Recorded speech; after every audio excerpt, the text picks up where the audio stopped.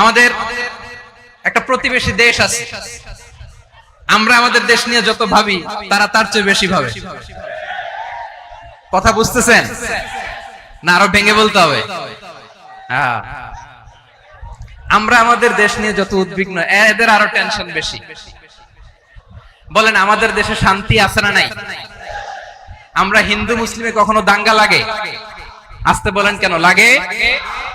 ওদের পূজা পার্বণে আমাদের মাদ্রাসার ছেলেরা যে পাহারা দেয়, চিল্লায় বলেন ঠিক কিনা? আমাদের তাফসির মাহফিলের সময় ওরা ডিস্টার্ব করে, ঢোল বাজায় না। ওদের পূজা পার্বণের সময় আমাদের তাফসির মাহফিলের ডেট হলে আমরা চেঞ্জ করে দেই।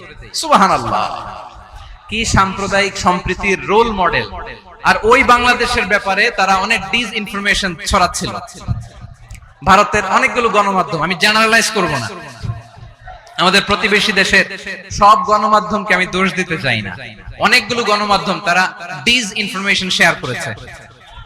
ডিসইনফরমেশন আর মিস ইনফরমেশনের পার্থক্য আছে। মিস ইনফরমেশন না জেনে ভুল বুঝে একটা মিথ্যা বা ভুল তথ্য ছড়িয়ে দেয়া, এটার ক্ষমা আছে, এটার কি আছে। আর ডিসইনফরমেশন মানে ইচ্ছা করে, প্ল্যান করে, ম্যাপ করে, ছক এঁকে মিথ্যা, গুজব, রটনা সোশ্যাল মিডিয়ায় ছড়ানো, এটার ক্ষমা আছে? আওয়াজ করে বলেন, ক্ষমা আছে? ভারতের কিছু গণমাধ্যম তাই করেছে, আমরা ব্যথিত হয়েছি, আমাদের হৃদয়ে রক্তক্ষরণ হয়েছে। আমাদের প্রতিবেশী দেশকে বলতে চাই, আমাদের দেশ নিয়ে আপনাদের ভাবার দরকার নাই, নিজের চরকায় তেল দেন, নিজের দেশ নিয়ে ভাবেন। গত মাসের ভয়েস অফ আমেরিকার রিপোর্ট, বাংলাদেশে সংখ্যালঘু জনগোষ্ঠী আগের চেয়ে বেশি নিরাপত্তা পাচ্ছে। Report voice of America, Muslim report নাকি? মুসলিম জরিপ, ভয়েস অফ আমেরিকা। কথা বুঝে নাই বোধহয়। ভয়েস অফ আমেরিকা কি আমাদের রিপোর্ট? না, ভয়েস অফ আমেরিকার জরিপ, বাংলাদেশের সংখ্যালঘু জনগোষ্ঠী আগের চেয়ে ভালো নিরাপত্তা পাচ্ছে। শুধু এখানেই শেষ না, মাইক্রোসফটের একটা জরিপ শোনাই আপনাদেরকে। তারা সারা পৃথিবীতে গুজব, ভুয়া আর মিথ্যা নিউজ ছড়ানোতে কোন দেশ সেরা একটা রিপোর্ট করেছে। এর মধ্যে 1 নম্বরে এসেছে ভারতের নাম। মাইক্রোসফট তো মুসলমানরা চালায় না? কথা বুঝে নাই বোধহয়। প্রতিবেশী দেশকে বলবো, আপনারা নিজের চরকায় তেল দেন, আপনারাও শান্তিতে থাকেন, আমাদেরকেও শান্তিতে থাকতে দেন। সব চেঞ্জ করা যায়, প্রতিবেশী চেঞ্জ করা যায় না। আমাদের ল্যান্ড তাদের ল্যান্ড, পাশাপাশি। আমরা চাই তারাও সুখে থাক, আমরাও সুখে থাকি, ঠিক কিনা? কিন্তু প্রতিবেশী হলে বন্ধুত্বপূর্ণ আচরণ করতে হয়। প্রতিবেশী যদি বন্ধু না হয়ে প্রভু হতে চায়, এরকম দানব প্রতিবেশী কেউ চায় না।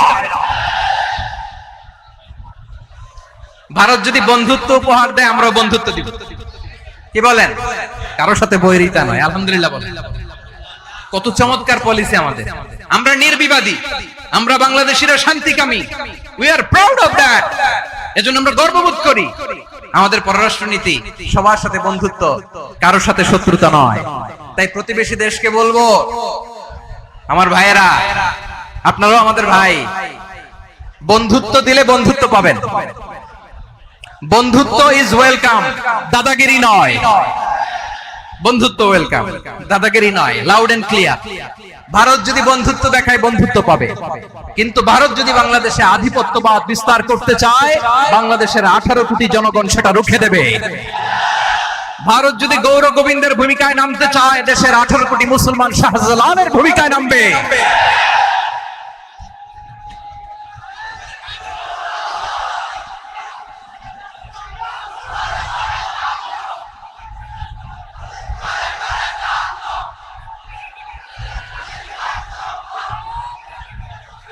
প্রিয় ভাইয়েরা, আমরা বন্ধুত্বে বিশ্বাসী, শত্রুতায় নয়, ঠিক কিনা বলেন?